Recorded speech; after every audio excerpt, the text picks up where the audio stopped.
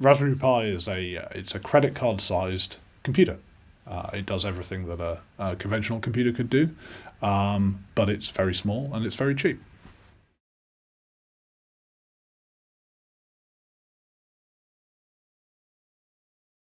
This is an idea that originally came from the computer laboratory in Cambridge. The computer laboratory has been educating computer scientists for, I guess, the best part of 50 years. And about 5 years ago, some of us there realized that every year the number of students, the number of 17, 18-year-olds who were applying to read computer science was declining year on year from a peak of maybe 500 a year for 80 places, 500 people applying for 80 places in the mid-1990s, down to maybe 250 people 5 years ago for the same kind of number of places. And simultaneously, the kinds of things that those children, those young people knew what to do when they came in the door, that was declining as well. So we'd gone from an environment where you could assume that everyone had done some programming, that everyone had done, maybe fairly sophisticated programming, assembly language programming, graphics programming maybe in 1995, to an environment where many of the people we were admitting had only maybe done a little bit of web design, maybe a little bit of web programming if we were lucky. And of course, this is a real problem for us. It's a problem for the university because the university it wants to find a good supply of potential candidates, and it doesn't want to have to spend time in the first year bringing people up to speed. It's good to be able to. You've got a 3-year course, so it's good to be able to start nice and quickly. 3 years after it's a problem for the university, it's a problem for industry. We originally aimed Raspberry Pi at children. Obviously the goal was to increase the number of applicants for computer science at university, so children are the obvious target. I think after we announced, news about this got out in May of 2011. After we announced, we found that there were two other markets that we hadn't originally anticipated. One of them is, I guess, what you could call the hacking community, what's sometimes called the maker community. So these are adults, typically young people, maybe people from 20 up, who already know a little bit about technology and want to build projects. And this is a large and vibrant community already. There are platforms like there's a platform called Arduino, which comes out of Italy. There's a platform called BeagleBoard, which comes out of the US, and those are both very popular among these people. And I think people in that community saw Raspberry Pi as a way of getting a BeagleBoard-like feature set. So this is a device that sells for $150. At a kind of Arduino price point, and we have a very similar price point to this Arduino.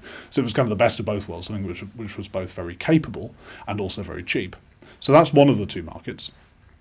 The other market that I guess we should have anticipated was the developing world market. We've had an enormous amount of interest, particularly from the BRIC countries. We've had a lot of interest from Russia. We've had a lot of interest from Brazil.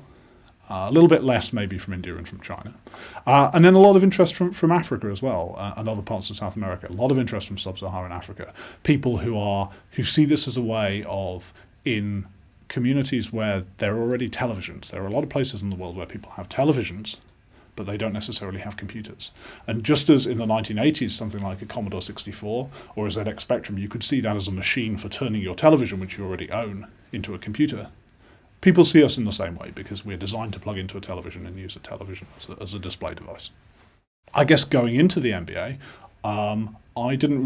we had this idea, we had, I guess, the technical capabilities, but one of the things that was missing really was perhaps some of the ways of thinking about how to turn that into an actual business. I've done a little bit of business in the past, but certainly nothing in this kind of volume manufacture of physical devices. I've done software business in the past. But one of the things that the Exec MBA course helped me to understand was kind of just to think about what we were doing in a more structured way, rather than just muddling through, thinking about how we develop the brand for the device, thinking about how we work with partners, thinking about how we deal with some of the challenges that come with being a not-for-profit and therefore being restricted in the ways that you can raise capital, at the same time as trying to get a very, very large number of devices out into the wild. I found myself getting maybe halfway through the course and feeling kind of like, I had this idea and now feeling I have enough knowledge to do something about it, and just kind of sitting there kind of chafing to get going on the project. This was something where the exec course finished in April of 2011, and then we rolled straight into this in May. So my hoped for post MBA vacation tail off in work didn't really materialise. For the first 6 months, we'd very much hoped that we were going to be able to manufacture this in the UK. We put in an enormous amount of effort into cost optimizing the design to make sure that we could do that. But I think what became apparent to us maybe in October, November of last year was that the entire global supply chain is set up to support manufacturing finished goods, particularly finished electronics goods, in southern China. So all of the components are there. All the suppliers are located there. If you do try and manufacture somewhere else, what you find is that you're air freighting in or sea freighting in components from southern China anyway. So your lead times go up, your costs go up.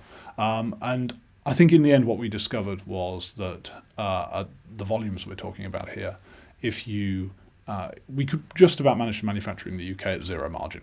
So we could manufacture in the UK, but we wouldn't make any money on the devices at all. Now, it's not necessarily a disaster because there are other things you can do. There are other sources of revenue you can appeal to. But it did feel like that wasn't going to be sustainable. That wasn't going to allow the foundation to pursue its educational goals, because producing the hardware is only one part of what the foundation is trying to do. Right? It's actually the foundation's stated goal is to promote education, and the hardware is a means to an end. So what we found was that we could produce with because of the cost optimization work we'd done, we could produce with very good margins in southern China, import them into the UK and work from there. But yeah, it is a disappointment, because it had been one of our secondary goals had been to be able to do that, and it's been a shame we've not been able to.